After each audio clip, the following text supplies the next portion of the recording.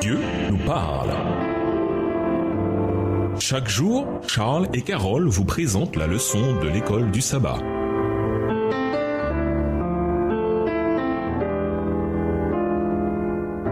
Bienvenue dans votre émission Dieu nous parle.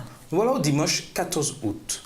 Entendre les plaintes. L'univers peut nous donner l'impression d'être effrayant, vaste, froid et tellement grand que nous prenons conscience de notre propre petitesse et de notre insignifiance. Cette crainte a pris davantage d'ampleur encore avec l'avènement de la science moderne et ces télescopes géants qui ont révélé que le cosmos est bien plus grand et vaste que notre imagination ne peut le concevoir. Si l'on ajoute à cela les affirmations exubérantes du darwinisme qui, sous ses formes les plus populaires, rejettent l'idée d'un créateur, l'on se retrouve avec des gens qui, logiquement, sont en proie à un sentiment de désespoir au sein d'une création immense qui semble se moquer totalement de notre sort. Évidemment, la Bible nous donne une vision très différente de notre place dans la création. Qu'enseignent les textes suivants sur la compassion de Dieu à l'égard de sa création brisée et déchue ici sur terre? Lisons Juge 2, les versets 16 à 18, 2 Rois 13, le verset 23 et Ésaïe 54, les versets 7, 8 et 10. Juge 2, des versets 16 à 18, l'Éternel suscita des juges afin qu'ils les délivrassent de la main de ceux qui les pillaient. Mais ils n'écoutèrent pas même leurs juges, car ils se prostituèrent à d'autres dieux, se prosternèrent devant eux. Ils se détournèrent promptement de la voie qu'avait suivie leur père, et ils n'obéirent point comme eux au commandement de l'Éternel.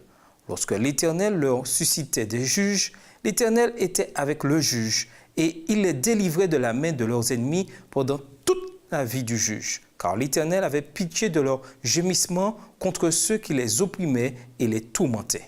2 Rois 13, verset 23. Mais l'Éternel leur fit miséricorde et eut compassion d'eux. Il tourna sa face vers eux à cause de son alliance avec Abraham, Isaac et Jacob. Il ne voulut pas les détruire et jusqu'à présent, il ne les a pas rejetés de sa face. Ésaïe 54, les versets 7, 8 et 10. Quelques instants, je t'avais abandonné, mais avec une grande affection, je t'accueillerai. Verset 8. Dans un instant de colère, je t'avais un moment dérobé ma face, mais avec un amour éternel, j'aurai compassion de toi, dit ton Rédempteur, l'Éternel. Verset 10. Quand les montagnes s'éloigneraient, quand les collines chancelleraient, mon amour ne s'éloignera point de toi, et mon alliance de paix ne chancellera point, dit l'Éternel, qui a compassion de toi.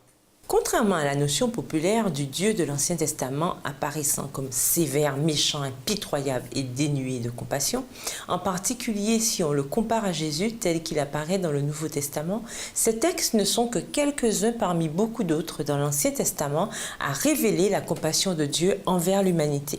Que nous enseigne Exode 2, les versets 23 à 25, sur la manière dont Dieu réagit face à la souffrance? Exode 2, les versets 23 à 25. Longtemps après, le roi d'Égypte mourut et les enfants d'Israël gémissaient encore sous la servitude et poussaient des cris. Ces cris que leur arrachait la servitude montèrent jusqu'à Dieu. Dieu entendit leurs gémissements et se souvint de son alliance avec Abraham, Isaac et Jacob. Dieu regarda les enfants d'Israël et il en eut compassion. Dieu se soucie profondément des gens. Voir Jacques 5, verset 11. Ce thème imprègne toute la Bible. Son cœur est touché par nos douleurs et par le récit même que nous lui en faisons. Rien de ce qui touche à notre paix ne lui est indifférent. Nulle calamité ne fond sur le moindre de ses enfants sans que notre Père Céleste y soit attentif et y prenne un intérêt immédiat. Quel genre de plainte collective monte vers Dieu dans votre quartier et comment Dieu peut-il se servir de vous pour compatir avec ceux qui souffrent et les aider? Agissons-nous comme cet homme? Et que peut-on y faire? Et nous vous laissons avec la question du jour. De quelle façon Dieu vous a-t-il béni? Comment partager ces bénédictions avec les autres de façon tangible? Au revoir. Et à demain si Dieu veut. Dieu nous parle.